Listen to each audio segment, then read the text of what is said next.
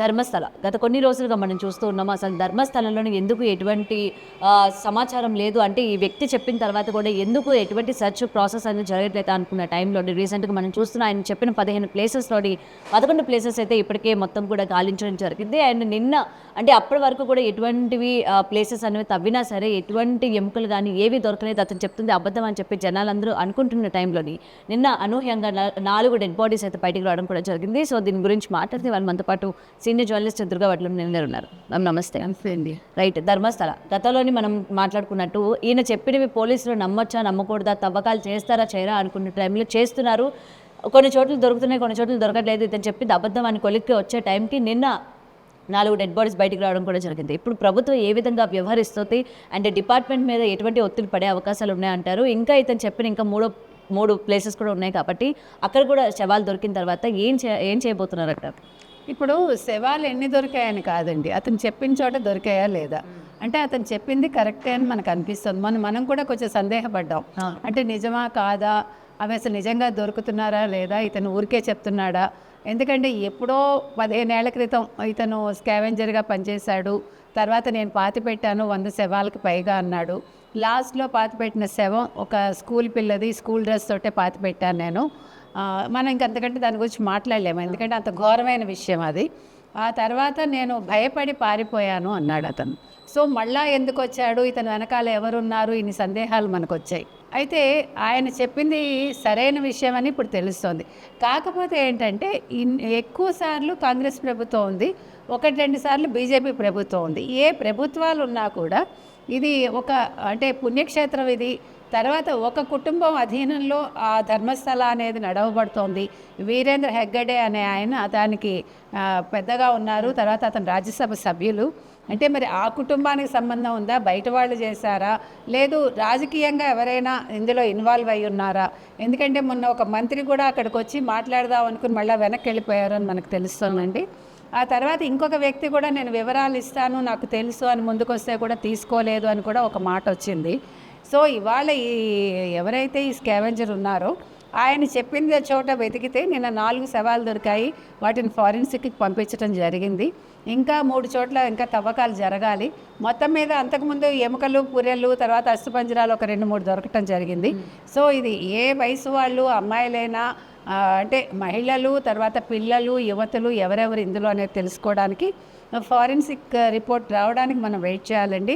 వచ్చాక దీని మీద ఫర్దర్గా మాట్లాడచ్చు. ఏది ఏమైనా ఇవాళ ఇప్పుడు కర్ణాటకలో ఉండే కొంతమంది సినిమా పెద్దలు కూడా స్పందించాలి. ఎందుకంటే వాళ్ళు ఆంధ్రప్రదేశ్కి వచ్చి లేదంటే తెలంగాణకు వచ్చి వేరే వాళ్ళ గురించి, సనాతన ధర్మాన్ని గురించి మాట్లాడుతున్నారు కాబట్టి వాళ్ళ రాష్ట్రంలో జరిగిన ఈ హత్యల మీద కూడా స్పందిస్తే బాగుంటుంది. ఇది చాలా ముఖ్యం కూడా, ఎందుకంటే ప్రతి వాళ్ళలోంచి ఒక స్పందన రావాలి.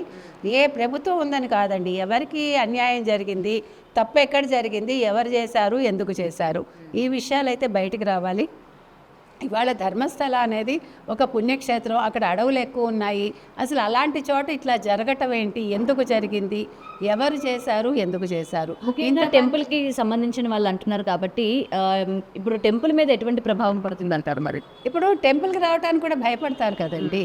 ఇప్పుడు నేను అనేది ఏంటంటే ఇంతమంది మాయమైపోతే ఇన్ని సంవత్సరాలు వాళ్ళ కుటుంబాలు ఏం చేశాయి. ఇప్పుడు కంప్లైంట్ పోలీసులు తీసుకున్నారా లేదా, పోలీసులు తీసుకున్నాక ఫర్దర్గా ఇన్వెస్టిగేషన్ ఎందుకు జరగలేదు, మరి ప్రభుత్వాలు ఎందుకు దృష్టి పెట్టలేదు, ఇవన్నీ కూడా చాలా కాంప్లికేటెడ్ అంశాలండి. ఇప్పుడు సౌజన్య అనే ఒక అమ్మాయి తప్పిపోయింది, వాళ్ళ అమ్మగారు బాధపడుతున్నారు. అదేవిధంగా ఒక డాక్టర్ అప్పట్లో ఆ అమ్మాయి కూడా వచ్చింది, ఇక్కడికి వచ్చాక తప్పిపోయింది అని మనకు తెలుస్తోంది. సో ఏ అంశాలు తీసుకున్నా కూడా అన్నీ కూడా అనుమానాస్పదంగా, సందేహాస్పదంగానే ఉన్నాయి. కాబట్టి దీని మీద చాలా లోతైన దర్యాప్తు జరగాలండి. ఇవాళ కర్ణాటకలో ఉండే ఏ గవర్నమెంట్ అయితే ఉందో ముఖ్యమంత్రి సిద్ధరామయ్య గారు దీని మీద దృష్టి పెట్టాలి. ఆయన కూడా వెళ్ళి సందర్శించాలి, ఎందుకంటే ఆ ప్రభుత్వాన్ని కూడా నిలదీయాలి. ఇవాళ మానవ హక్కుల సంఘాలు ఏం చేస్తున్నాయి, ఉత్తప్పుడంతా ఇప్పుడు కేరళలో నన్స్ని అరెస్ట్ చేస్తే ఛత్తీస్గఢ్లో ఆ ప్రభుత్వం కథలు వచ్చింది కదా, ఇప్పుడు ఆ నన్స్కి ఇప్పుడు బెయిల్ దొరికింది కదా. మరి ఇక్కడ ఇంత పెద్ద విషయం జరిగి ఇంతమంది చచ్చిపోతూ ఉంటే మరి కర్ణాటక గవర్నమెంట్ ఎందుకు స్పందించడం లేదు? వాళ్ళు ముందుకొచ్చి స్పందించాలండి. సిద్ధరామయ్య గారు దీని మీద ఒక స్టేట్మెంట్ ఇవ్వాలి. దీని మీద కర్ణాటక ప్రజలు కూడా ప్రశ్నించాలి, ఎందుకంటే ఇది చిన్న విషయం కాదు. ఇప్పుడు రాష్ట్ర పరువు కంటే కూడా ప్రజల ప్రాణాలు ముఖ్యం, అక్కడ పోయిన వాళ్ళ కుటుంబాల వేదన ముఖ్యం. అది వాళ్ళు ఆలోచించాలి. రైట్. అండ్ మీరు అన్నారు కదా ప్రజలు కూడా దీని గురించి స్పందించాలి అని.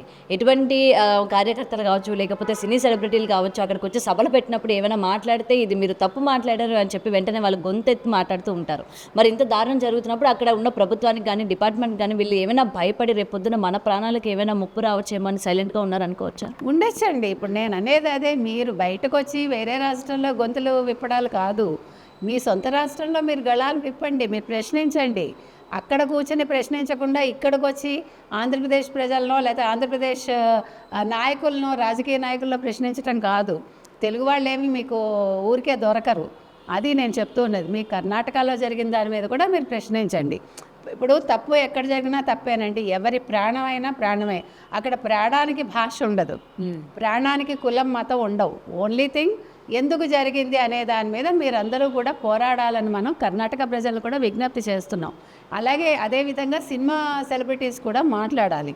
తర్వాత కొంతమంది యూట్యూబర్స్ దీని మీద న్యూస్ వాళ్ళు స్ప్రెడ్ చేస్తే వాళ్ళని ఖండించారు, వాళ్ళని అరెస్ట్ చేశారు, లేకపోతే వాళ్ళ వీడియోస్ ఆపేశారు అని తెలిసింది.